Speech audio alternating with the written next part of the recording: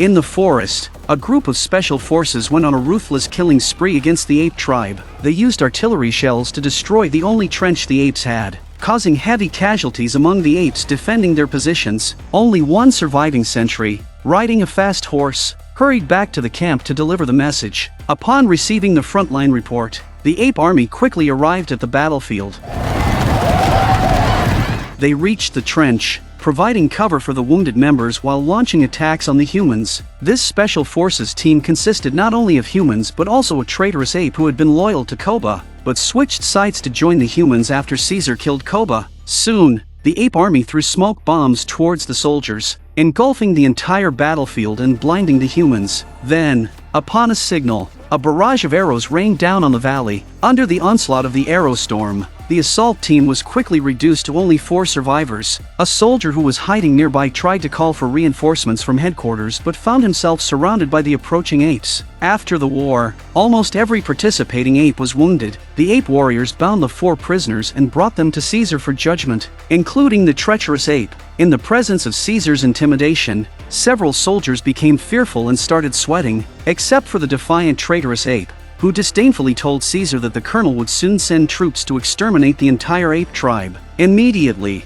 the enraged ape warrior struck it down, and Caesar ordered Winter to keep the traitor imprisoned. As for the 4 soldiers, Caesar decided to release them and let them go back to deliver a message to the colonel, expressing the apes' readiness for war at any time. Meanwhile, Winter, with blood streaming from his head, rushed to Caesar and informed him that the traitorous ape had escaped after attacking him. Meanwhile, Caesar's eldest son, Blue and Rocket, returned to camp after scouting some areas. It had been 2 years since they last saw each other. They found a suitable habitat for apes on the other side of the desert, and without much time for greetings, they immediately gathered all the tribe members for a meeting at the main camp behind the waterfall. Blue presented a map they had drawn along the way, showing that by crossing the desert, they could reach a forest and establish a new home. Winter became excited upon hearing about a safe habitat and immediately expressed the desire to set off that night.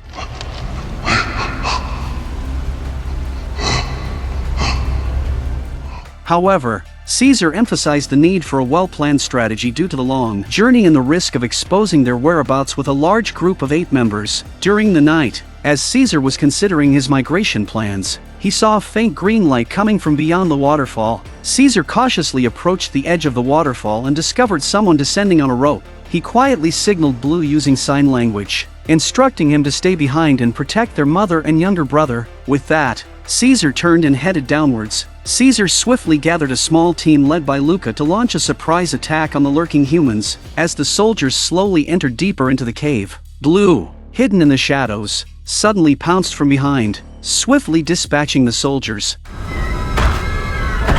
However, another soldier, hiding in a corner, mistook Blue for Caesar and shot him dead. After hearing the news of his son's death over the intercom, Caesar could not keep his composure and rushed to the upper floor, only to find his family in a pool of blood. He clenched his fists, his eyes filled with rage. The person responsible for killing his loved ones was the brutal colonel. They locked eyes before the colonel shot Caesar multiple times and quickly fled. The death of his wife and child made it impossible for Caesar to keep his cool. Angrily, he jumped down the waterfall and clung to the colonel's rope. As Caesar desperately climbed upwards, the colonel decisively took out a knife and cut the rope below. Caesar fell heavily into the rushing river and disappeared from sight. After a few minutes, Caesar suddenly resurfaced, gasping for breath, and clung onto a rock. After struggling for a while, he fortunately made it back to the shore. Back at the camp, Luca informed Caesar that Winter was missing and suspected his betrayal had exposed the location of the tribe. Even at this moment, Caesar was still immersed in the sorrow of losing his family. All he wanted now was to find his younger son as soon as possible. Suddenly, a noise came from outside, and to his delight, Caesar discovered that his frightened son had returned on his own. Father and son embraced tightly, finding solace in each other's arms. The next morning, the tribe decided to immediately migrate to a new habitat. After all, this place was no longer safe. However, Caesar decided not to go with them because he wanted to stay behind and seek revenge for his sacrificed wife and children. Caesar entrusted his younger son to a female chimpanzee for care, bid farewell to the tribe, and watched them embark on their journey. Alone, Caesar set off towards the human military camp. However, It wasn't long before Rocket and Morris and some loyal apes joined him. They insisted on accompanying Caesar to avenge the deaths of their families. No matter how Caesar tried to dissuade them, they were determined to follow. Helpless, Caesar reluctantly agreed. And so, they embarked on the path of revenge. Along the way, they passed by a small cabin emitting smoke. Caesar decided to stop and search for any human soldiers. Suddenly, a man carrying firewood emerged. Witnessing the surprising scene before him, clearly nervous, he reached for his pistol in self-defense, but Caesar swiftly struck him down. In this moment, Caesar was no longer as merciful as he once was, driven by his desire for revenge. He, like Koba before him, harbored a deep hatred for humans. Several apes kicked open the door, but they were disappointed by the messy scene before them. Suddenly, a faint sound from another room caught Caesar's attention. He picked up his gun and slowly walked towards the room. Once again, he kicked open the door but found no one he was looking for. Instead, there was a frightened little girl lying on the bed. Maurice, the older ape, showed a gentle expression towards the girl. He picked up a rag doll from the floor and handed it to her, only to discover fresh blood flowing from her nostrils. She wanted to speak but couldn't utter a word. Maurice felt pity for her, and before leaving, he asked Caesar if they could take her with them. He knew the girl wouldn't survive if left behind. In the end, Caesar agreed to the request, and they are once again on the road to revenge, heading towards the human soldiers' stronghold. After crossing rugged terrain, they finally arrived at the base where the colonel was stationed. Caesar took out his binoculars and began to scout the area. Unexpectedly, he spotted Winter, the gorilla who had betrayed the ape tribe. Winter had become a slave to the humans. Towards the end of the night, Caesar crept into the base and found Winter. He asked Winter about the colonel's whereabouts, and Winter truthfully informed him that the colonel had left the base in the morning to rendezvous with a northern border unit. After their preparations were complete, they planned to annihilate the apes. Caesar questioned why Winter had betrayed their kind, and Winter guiltily revealed the truth. It turned out that the other ape who had previously betrayed them had deceived Winter, promising him his life would be spared if he revealed the ape's hiding place to the colonel. Caesar angrily tells Winter that it was his betrayal that killed his family. Just as Winter reached out to Caesar, seeking forgiveness, two patrolling soldiers approached the tent. Winter wanted to take the opportunity to call for help out of fear, but was swiftly silenced by Caesar, who covered his mouth and choked him. After a few minutes, the two soldiers slowly walked away, and only then did Caesar release his grip on Winter, only to realize that Winter had been suffocated to death. As night fell, Caesar's expression became solemn, as if he saw Koba's shadow in himself. Ape. Not kill. Ape. The next morning, Maurice informed him that the human camp was moving north. They followed from behind on horseback. They traveled through mountains and arrived at a snow-covered canyon. Suddenly, the advancing unit came to a halt. Gunshots rang out, startling them. They quickly dismounted and took cover behind a nearby stone to observe. When the troops have left, Caesar led the others to inspect the situation, and only to find 3 freshly shot bodies lying in the snow. He lifted the hood of one of the men and unexpectedly discovered that he was still alive, barely clinging to life. Caesar intended to ask the soldier why he was executed by his comrades, but realized the soldier couldn't speak. Seeing the soldier's mouth and nose bleeding, Caesar suddenly realized the similarity to the little girl's symptoms. Witnessing the man's agonizing struggle, Caesar ordered Luca to end his life early. After this incident, Caesar and his companions lost track of the main soldier unit entirely. They climbed up a tower to see if they could find any traces of the soldiers. At that moment, a mysterious person quietly approached the white horse and stole the binoculars and a hunting rifle. It just so happens that this scene was seen by Luca above. Startled, the mysterious person hastily rode away on the white horse. They all quickly mounted their horses and pursued.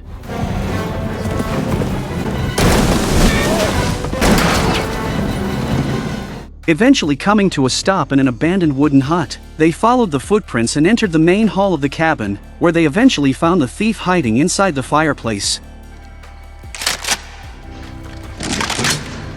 Upon hearing Caesar cocking his gun, the mysterious thief voluntarily threw out the stolen items and raised his hands in surrender. Bad ape.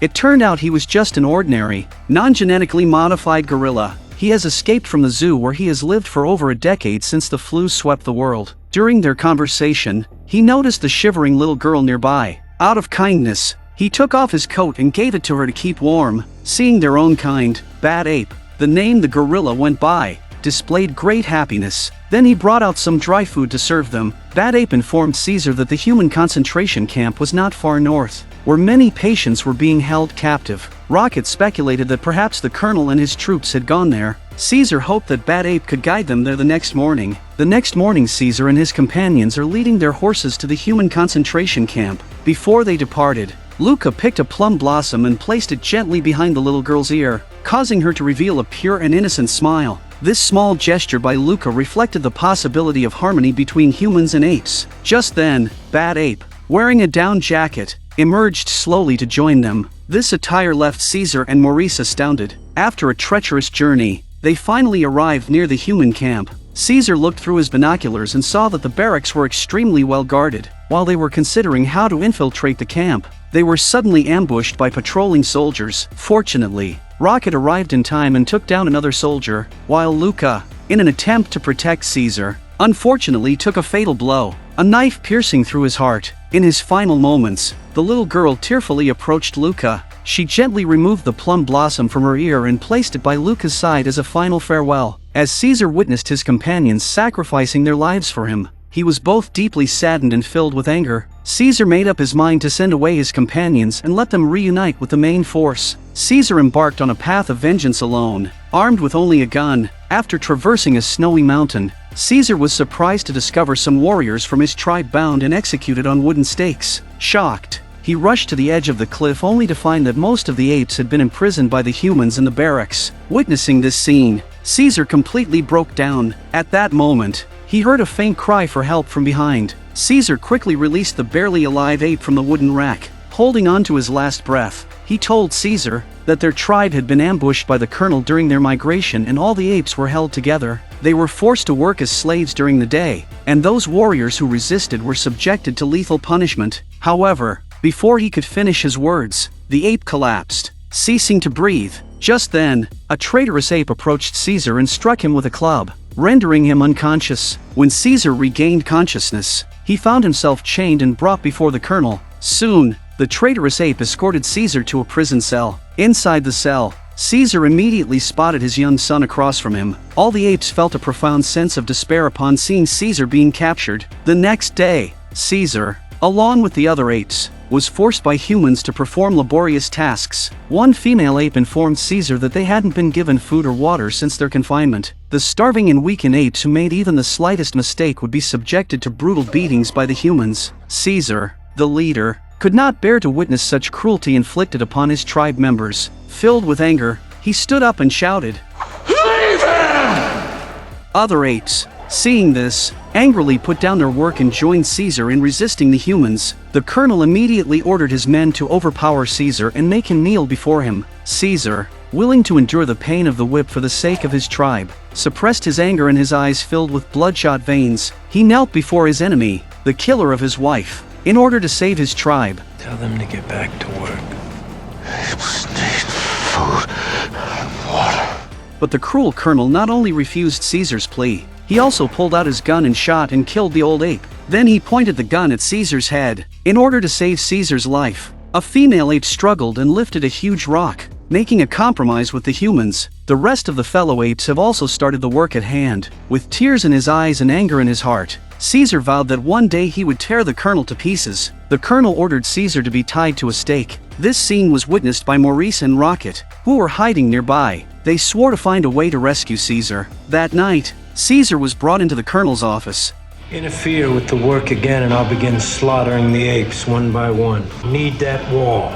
Apes need food and water. The colonel informed Caesar that a global influenza virus had spread, and to protect the surviving humans, he had killed all those infected by the virus. It was also because of the colonel's brutality someone had fled to the north in secret to tip off reinforcements from the north not to destroy the apes, but to assassinate the colonels. It was because of this that the colonel forced the apes to build a high wall to defend against external threats. The next day, the colonel had to provide food and water to the apes to ensure the construction of the wall. The apes knew that this food was obtained by Caesar's efforts, and they gratefully held up the food, expressing their gratitude to him. However, The cost was that Caesar had to endure the corresponding venting. In the extreme cold weather, a bucket of icy cold water was poured over him. It seemed that Caesar wouldn't survive the night. By nightfall, Caesar's soaking wet body had become encrusted with ice. In his weakest moment, he saw Koba slowly approaching him. Koba, slave. You cannot save them. Apes all die. But then he realized it was the colonel standing before him. The colonel told his subordinates that if Caesar could survive until tomorrow, he would allow him to join the other apes in their work. Meanwhile, Maurice, Rocket, and the others discovered a tunnel that led to the inner prison. It turned out that this was the very underground passage dug by the escaped infected. After confirming that it led to the prison, they had to wait until the dead of night to start the rescue operation. However, at this time, the little girl who had been waiting above ground suddenly acted strangely. Ignoring all danger, she walked towards the human military camp. Despite Bad Ape's efforts to stop her, she continued until she reached the iron cell where Caesar was held. She handed Caesar a cloth doll from her pocket. At that moment, the little girl appeared before Caesar like an angel. She gestured to ask if Caesar was thirsty and then brought a bucket of water to relieve his thirst. It was this bucket of water that helped Caesar survive the night. Caesar expressed his gratitude to the little girl through his eyes. At this moment, it was as if the heavens could not bear to see the destruction of the ape tribe. The apes across from them raised their hands in a gesture of unity.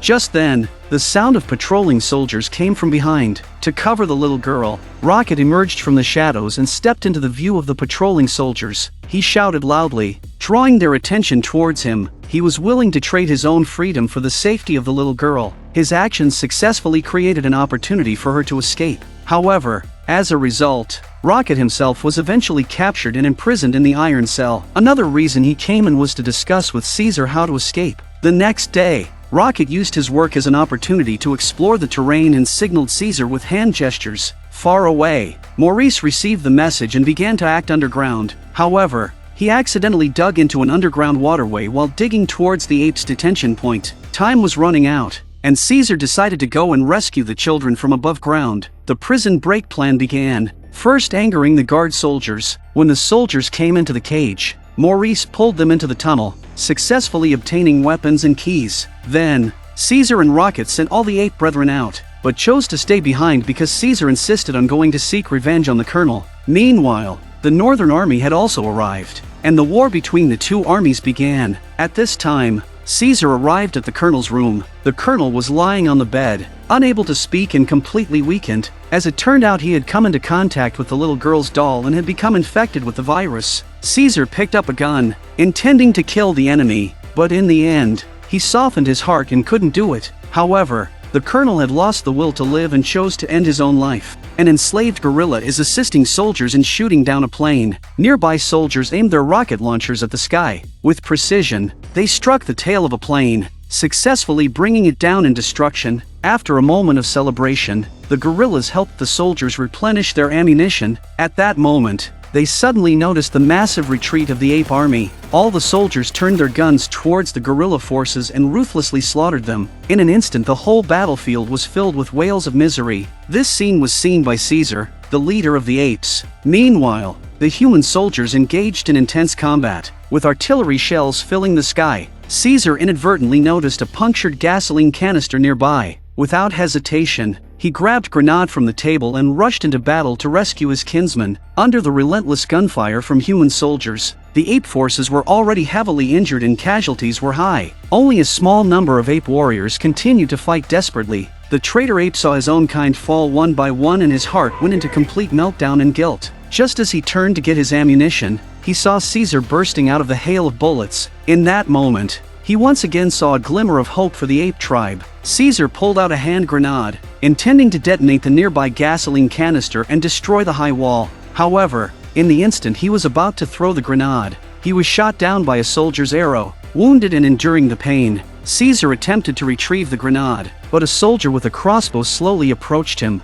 just as he was about to end Caesar's life. In the next second, he was blasted into pieces by an artillery shell. Caesar looked back in astonishment. It was the traitor orangutan, who could not bear to witness the slaughter of his own kind by humans. He did not hesitate to help Caesar. but he was also shot by a soldier for saving Caesar's life. Seizing the opportunity, Caesar mustered all his strength, quickly picked up the hand grenade, and threw it towards the gasoline canister. The detonated gasoline canister instantly destroyed the entire high wall. The intense chain of explosions reduced the human concentration camp to rubble. The blast shockwave sent Caesar flying across the ground. As he stood up, he witnessed the soldiers being engulfed in a sea of flames. However, another petrol tank was about to explode. Caesar escaped death by quickly diving into the tunnel at the moment of the blast. After everything settled, the surviving apes eagerly awaited Caesar's appearance. Caesar emerged from the ground, and he saw the Northern Army charging towards the concentration camp, exuberantly celebrating their victory. However, Caesar gazed into the distance, seemingly aware of an impending catastrophe. A few soldiers noticed Caesar by their side and aimed their guns at him. Just as one soldier raised his weapon, preparing to shoot Caesar, an avalanche suddenly occurred on a distant mountain. The massive avalanche swept towards them at a speed of 1 kilometer per second. Maurice immediately organized the young apes to climb up the trees. The avalanche engulfed the entire concentration camp in an instant. The Northern Army, who had just been celebrating, was completely overwhelmed by the avalanche, and Caesar made a last-minute effort to climb the tree.